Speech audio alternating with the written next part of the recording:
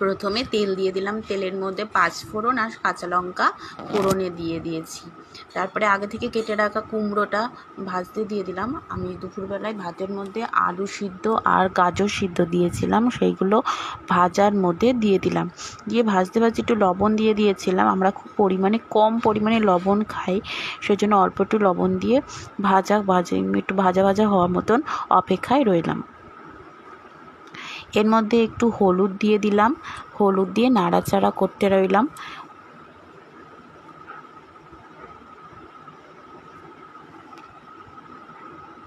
একটু ভাজা ভাজা হলের মধ্যে জল দিয়ে দিলাম, জল দিয়ে নাড়াচাড়া করে একটু ঢেকে রেখেছিলাম কিছুক্ষণের জন্য। তারপরে হয়ে যাওয়ার পরে ঢাকনা খুলে আমরা আলুটাকে ভালো করে গলিয়ে দিলাম, আর কুমড়ো গাজর এগুলোকে গলিয়ে দিলাম ভালো করে। গলানোর পরে একটু মিষ্টি দিয়ে